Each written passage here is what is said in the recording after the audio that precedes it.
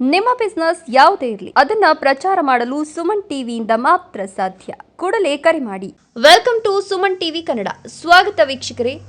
Breaking news. Karnataka ಕಾಂಗ್ರೆಸ್ನಲ್ಲಿ ಮತ್ತೆ ಗದ್ದಲ ಶುರುವಾಯಿತಾ? ಒಂದೇ ಪಕ್ಷದೊಳಗೆ ಶೀತ ಯುದ್ಧ ತಾರಕಕ್ಕೇರಿದ್ಯಾ? ಹೌದು ವೀಕ್ಷಕರೇ, ಕರ್ನಾಟಕ ಕಾಂಗ್ರೆಸ್ನ ಪ್ರಮುಖ ನಾಯಕ ಡಿಕೆ ಶಿವಕುಮಾರ್ ಅವರು ನೇರವಾಗಿ ಖಡಕ್ ವಾರ್ನಿಂಗ್ ಕೊಟ್ಟಿದ್ದಾರೆ ಯುವ ನಾಯಕ ರಕ್ಷಾ ರಾಮಯ್ಯ ಅವರಿಗೆ. ಏನಿದು ಒಳಕತೆ? ಇತ್ತೀಚೆಗೆ ಚಿಕ್ಕಬಳ್ಳಾಪುರ ರಾಜಕೀಯದಲ್ಲಿ ಹೊಸ ತಿರುವು ಸಿಕ್ಕಿದೆ.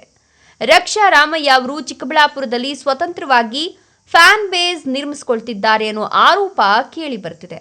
ಇದರ ಜೊತೆಗೆ ಲೋಕಲ್ ಶಾಸಕರಾದ ಪ್ರದೀಪ್ ಈಶ್ವರ್ ಅವರನ್ನ ಸಭೆಗಳಲ್ಲಿ ಗಮನಿಸದೇ ಇರೋದು, ಹೆಸರು ಹೇಳದೆ ಸೈಡ್ ಮಾಡೋದು ಕೂಡ ಚರ್ಚೆಗೆ ಕಾರಣವಾಗಿದೆ.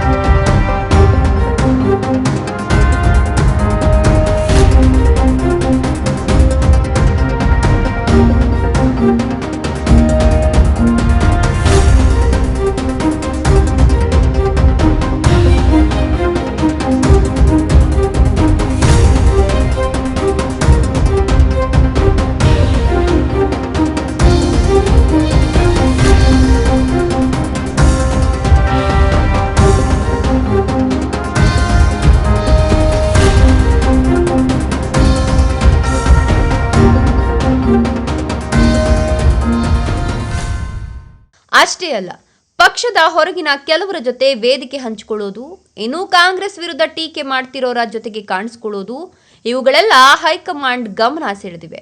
ಇದೇ ಹಿನ್ನೆಲೆ ಡಿಕೆ ಶಿವಕುಮಾರ್ ಅವರು ನೇರವಾಗಿ ಸಂದೇಶ ರವಾನಿಸಿದ್ದಾರೆ. ಪಕ್ಷದಲ್ಲಿದ್ರೆ ಶಿಸ್ತು ಇರಬೇಕು, ಲೋಕಲ್ ನಾಯಕತ್ವದ ಜೊತೆಗೆ ಹೊಂದಾಣಿಕೆ ಇರಬೇಕು, ಪಕ್ಷದ ಹೊರಗಿನವರ ಜೊತೆ ಓಡಾಡೋದು ಸಹಿಸಲಾಗುವುದಿಲ್ಲ. ಇನ್ನು ಮುಂದೆ ಪ್ರತಿಯೊಂದು ಹೆಜ್ಜೆಯೂ ಪಕ್ಷದ ಚೌಕಟ್ಟಿನೊಳಗೆ ಇರಬೇಕು ಅನ್ನೋದು ಸ್ಪಷ್ಟ ಸಂದೇಶ.